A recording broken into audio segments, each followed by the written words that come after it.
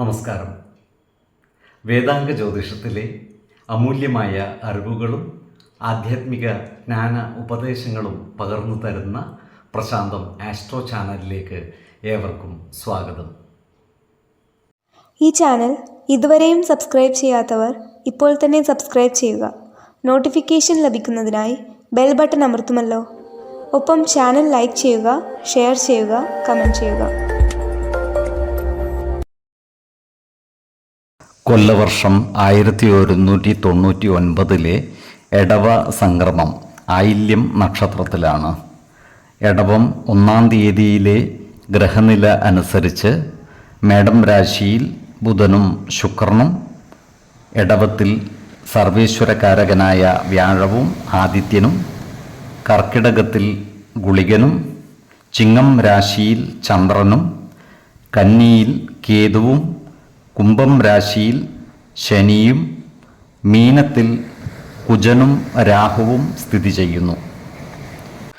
പുണർദം നക്ഷത്രത്തിൽ ജനിച്ചവർക്ക് എടവമാസം ഗുണദോഷ സമ്മിശ്രമായിരിക്കും. ഈ നക്ഷത്രക്കാർക്ക് കർമ്മമേഖലയിൽ കാര്യങ്ങൾ അനുകൂലമായിരിക്കും. എന്നാൽ ജോലിസ്ഥലത്തുള്ള അനാവശ്യ ഇടപെടലുകളും സംഭാഷണങ്ങളും ഒഴിവാക്കി മുന്നോട്ട് നീങ്ങുവാൻ പരമാവധി പരിശ്രമിക്കേണ്ടതാണ്. ഈ നക്ഷത്രക്കാരായ യുവതീ യുവാക്കളുടെ പ്രേമബന്ധത്തിൽ കുടുംബജനങ്ങളുടെ വിലക്ക് വന്നു ചേരുവാൻ ഇടയുണ്ട്. അതിനാൽ ഇത്തരം പ്രണയബന്ധങ്ങൾ ഉള്ളവർ കുടുംബ അംഗങ്ങളുമായി കാര്യങ്ങൾ തുറന്നു പറയേണ്ടതാണ്. കടുത്ത പ്രണയമാണെങ്കിൽ വിവാഹ കാര്യങ്ങളുമായി മുന്നോട്ട് നീങ്ങാവുന്നതുമാണ്. വിശ്വാസമുള്ളവർക്ക് ജ്യോതിഷ പ്രശ്നചിന്ത ചെയ്ത് വിവാഹ കാര്യത്തിൽ ഉചിത തീരുമാനമെടുക്കാവുന്നതുമാണ്. എന്നാൽ പ്രണയിതാക്കൾക്ക് മനപ്പൊരുത്തം മാത്രം പരിഗണിച്ച് വിവാഹിതരാകാമെന്ന് ആചാര്യ മതവുമുണ്ട്.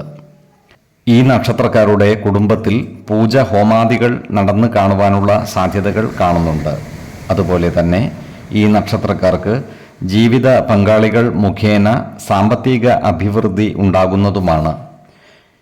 ഇവരുടെ സഹോദരങ്ങൾക്ക് അപ്രതീക്ഷിതമായ ചില പ്രയാസങ്ങൾ വന്നു ചേരുവാൻ ഇടയുണ്ട്. അതിനാൽ സഹോദരങ്ങളുടെ കാര്യത്തിൽ ഒരു പ്രത്യേക ശ്രദ്ധ പതിപ്പിക്കുന്നത് ഗുണകരമായിരിക്കും.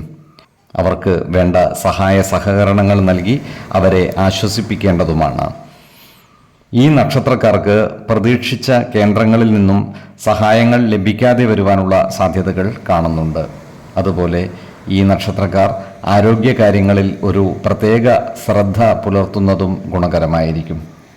ഏതു കാര്യം ചെയ്യുമ്പോഴും 2 വട്ടം ആലോചിച്ചു മുന്നോട്ട് നീങ്ങുന്നതാണ് ഗുണകരമാവുക. ഈശ്വര കടാക്ഷത്താൽ ഏത് പ്രതിസന്ധികളെയും അതിജീവിക്കുവാൻ ഇവർക്ക് സാധിക്കുന്നതുമാണ്. 5, 15, 25 തീയതികൾ അനുകൂലമാണ്. ഈ നക്ഷത്രക്കാർ ജനിച്ച സമയത്തെ അടിസ്ഥാനമാക്കിയുള്ള ജാതകത്തിലെ ലഗ്ന രാശിയുടെയും ലഗ്ന അധിപന്റെയും സ്ഥിതിയും ശുഭ പാപ ഭാവങ്ങളുടെ സ്ഥിതിയും ഓരോ രാശിയിലെയും ഗ്രഹങ്ങളുടെ സ്ഥിതിയും അനുസരിച്ച് ഇവരുടെ പൊതുഫലത്തിൽ ഏറ്റക്കുറച്ചിലുകൾ ഉണ്ടാകുവാനിടയുണ്ട്. കുടുംബ ദേവതകളെയും ഇഷ്ട ദേവതകളെയും ഉപാസിക്കുന്നത് ഇവർക്ക് ആയുരാരോഗ്യ സൗഖ്യമേകും.